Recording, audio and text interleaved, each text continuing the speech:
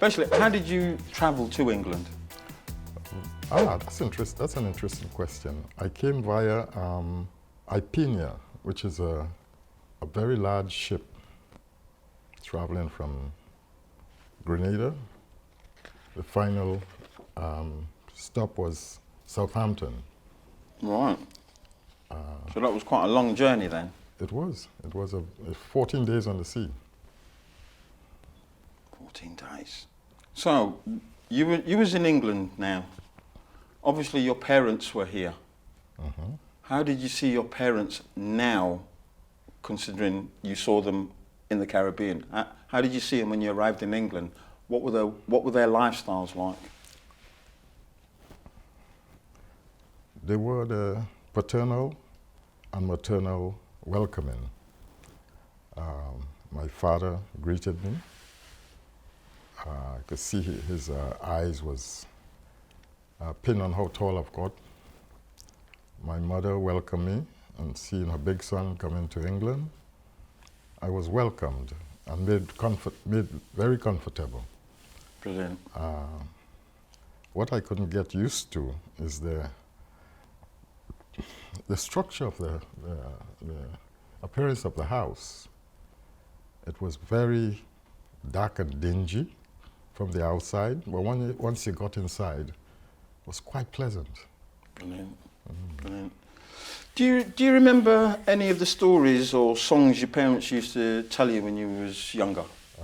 Nancy stories mainly. Bear Nancy. I've heard of this one, Yes. but I don't quite know it.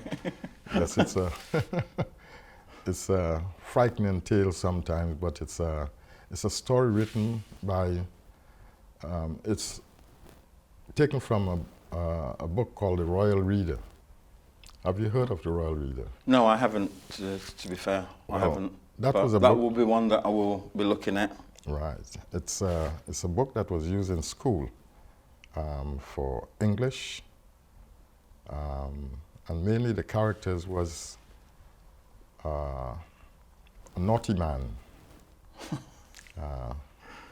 He had 7 children, and they live in a very small house.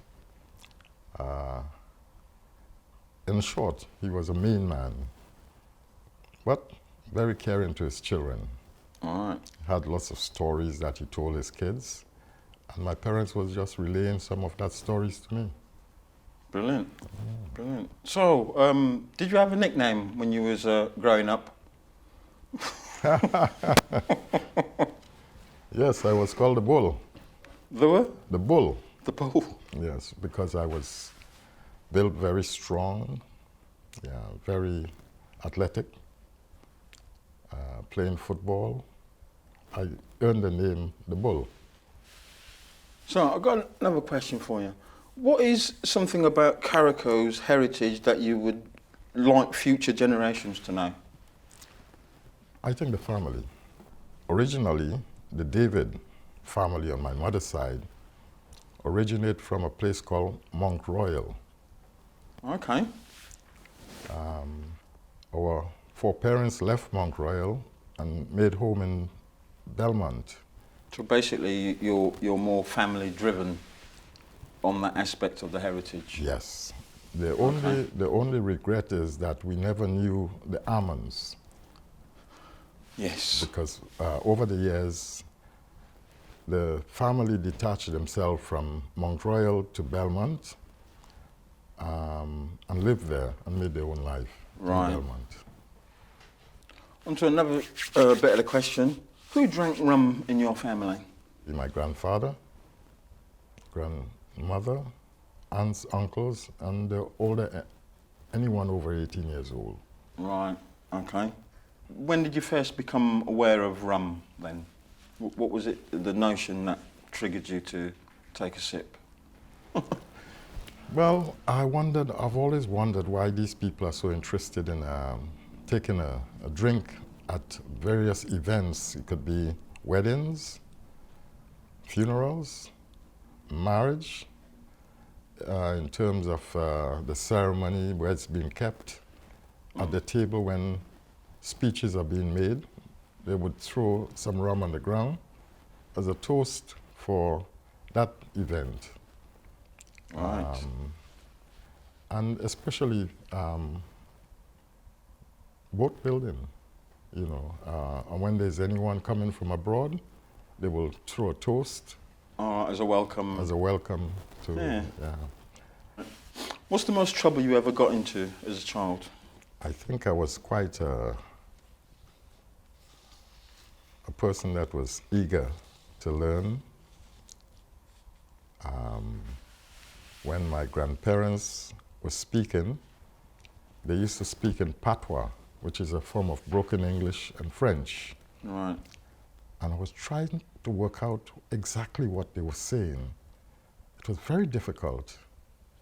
But over the time, I picked up a few words and put them together, and I began to understand it.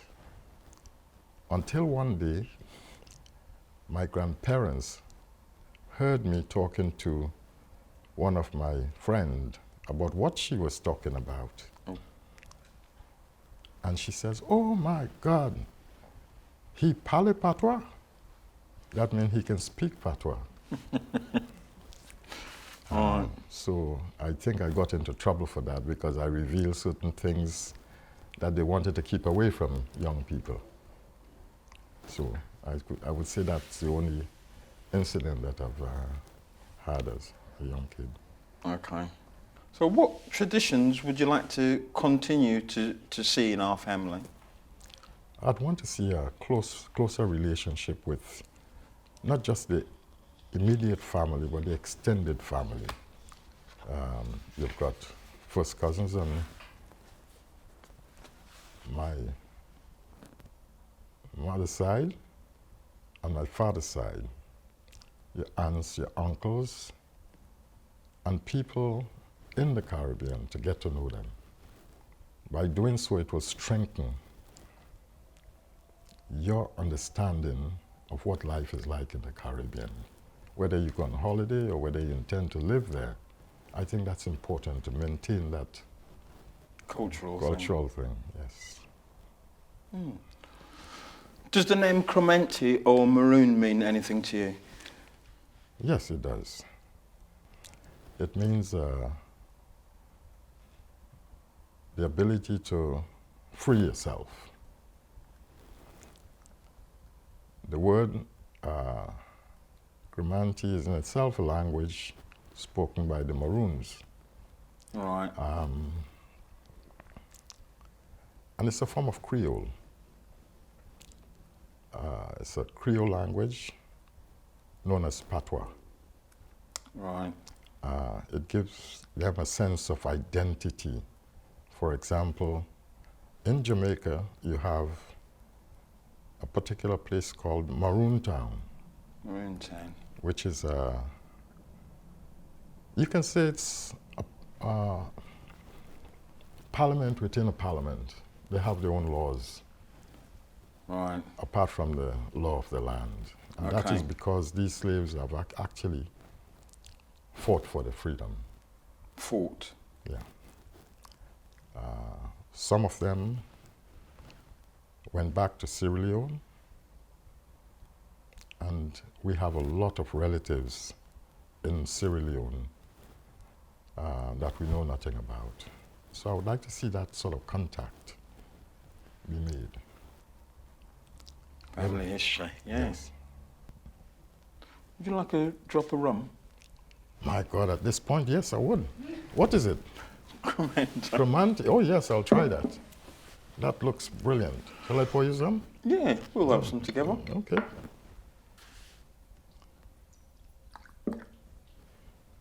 Don't want to give you too much? Have a taste first and Will foremost. do. Cheers. Cheers.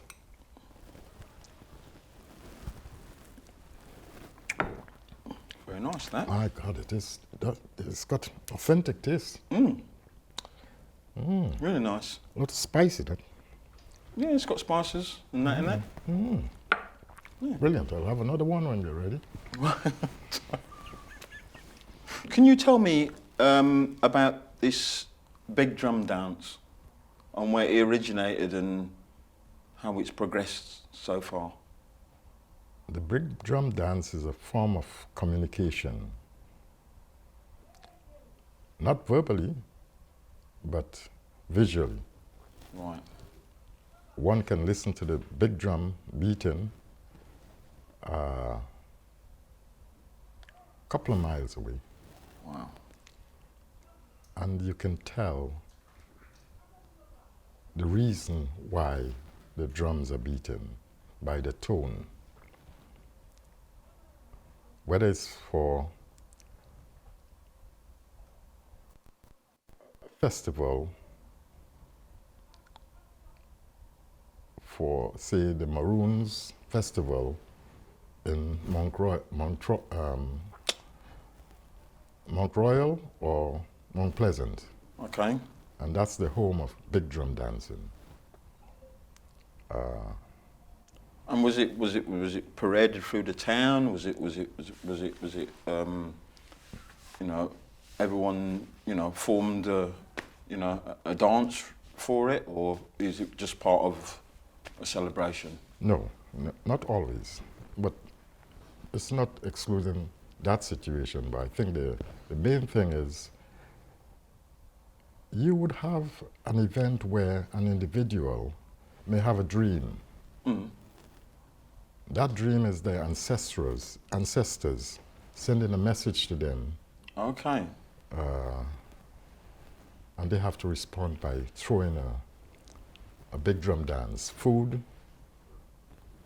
rum, and activities, and the big drum is the start of that event. All right. So people will learn about that event by the sound of the drum.